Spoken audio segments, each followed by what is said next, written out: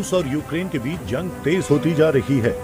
रूसी अटैक से यूक्रेन के शहर दर शहर खंडर में तब्दील हो रहे हैं। इसी बीच रूस पर ग्लोबल बैन का जबरदस्त झटका लगा।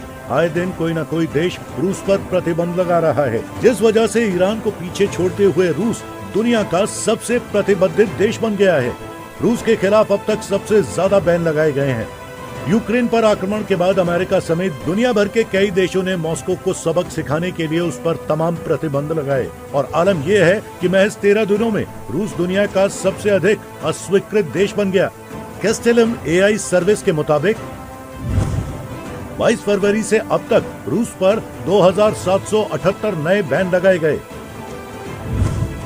22 फरवरी से पहले रूस पर 2754 बैन लगे थे।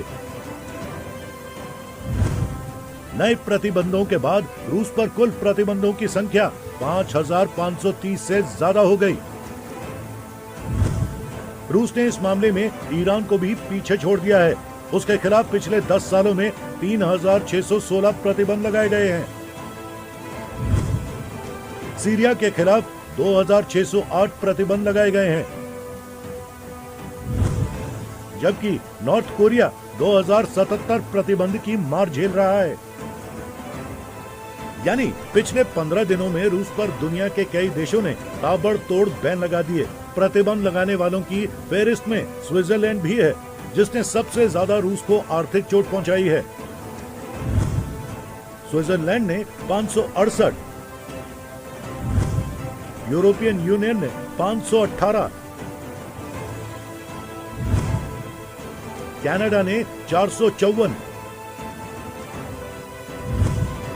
ऑस्ट्रेलिया ने 413, अमेरिका ने 243, ब्रिटेन ने 35 और जापान ने 35 पाबंदियां लगाई हैं। आए दिन प्रतिबंध लगने से रूसी राष्ट्रपति व्लादिमीर पुतिन काफी खफा हैं। दुनिया के नेताओं को चेता रहे हैं।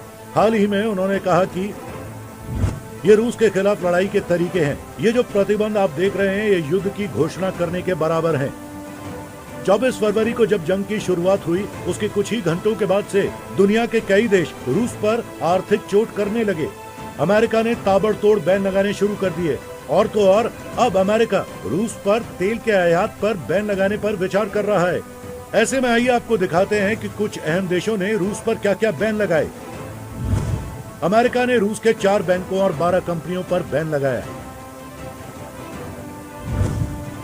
रूस को रक्षा उपकरणों की आपूर्ति पर भी पाबंदी लगा दी। पुतिन की संपत्ति पर रोक के साथ बैंक खाते भी फ्रीज कर दिए गए। रूसी अरबपति अलीशेर उस्मानोव और इगोर शुवालोव पर भी बैन लगाए। कनाडा ने रूस को स्विफ्ट भुगतान व्यवस्था से बाहर कर दिया। रूस के कई बैंकों और 50 प्रभावशाली शख्सियतों पर बैन लगाए। जापान ने रूसी ब्रांड जारी करने पर रोक लगाए। ऑस्ट्रेलिया ने रूस के बैंकों और वित्तीय संस्थानों पर प्रतिबंध लगाए। रूस की एयरलाइंस पर भी पाबंदी लगी। रूस पर पाबंदियां लगाने में केवल देश ही नहीं बल्कि दुनिया की कई बड़ी कंपनियां भी हैं। आए दिन मल्टीनेशनल कंपनियां प्रतिबंध लगा रही हैं। आपको कुछ कंपनियों के बारे में बताते हैं जिन्होंने रूस पर कड़ी पाबंदियां लगाई। IBM ने रूस में अपने सभी कारोबार पर रोक लगाई। एप्पल के रूस को निर्यात किए जाने वाले सभी प्रोडक्ट्स बैन किए। एप्पल ने रूस की न्यूज एजेंसी RT और स्पुतनिक को ऐप स्टोर से हटाया। एप्पल पे की सर्विस पर रोक लगी। एडिडास ने रूसी फुटबॉल महासंघ के साथ सस्पेंड की पार्टनरशिप। जैगवार लैंड रोवर ने भी कारों की शिपमेंट स्थगित की। YouTube ने RT समेत कई मीडिया चैनलों के लिए विज्ञापन से मिलने वाले पैसे पर प्रतिबंध लगाए। सैमसंग इलेक्ट्रॉनिक्स ने रूस जाने वाले शिपमेंट पर रोक लगा दी। नेक्स्टा ने रूस के बाजार से अपना कारोबार समेटने की घोषणा कर दी। कोको कोला और डेनॉन ने भी रूस के बाजारों से वापस आने का ऐलान किया। एक्सॉन मोबाइल ने भी रूस से अपना कारोबार खत्म किया। जनरल मोटर्स, वॉक्सवैगन, वोल्वो और रेनो ने कारोबार रोका। मास्टरकार्ड, आइकिया और डायमलर भी रूस से अपना कारोबार समेट रहे हैं। प्रतिबंधों की मार से रूस हलकान है। बाजार में अफरा तफरी का माहौल है, हो भी क्यों ना, क्योंकि रूस की इकोनॉमी पर फिलहाल काफी दबाव है। रूसी करेंसी रूबल में तेज गिरावट। रूबल गिरने से ब्याज दरें 20% तक बढ़ी। रूस के बड़े वित्तीय संस्थान स्विफ्ट से बाहर।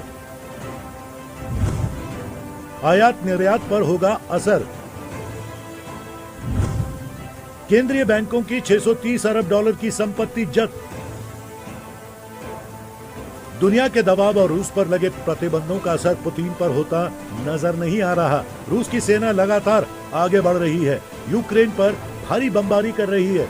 हालांकि इन सब के बीच सुखद खबर यह है कि यूक्रेन में फंसे भारतीय धीरे धीरे ही सही लेकिन निकल रहे हैं। इन सब के बीच उम्मीद की जानी चाहिए कि रूस अपने आक्रामक रुख पर फिर से सोचेगा और यूक्रेन से बातचीत कर परमानेंट सीज फायर का ऐलान करेगा।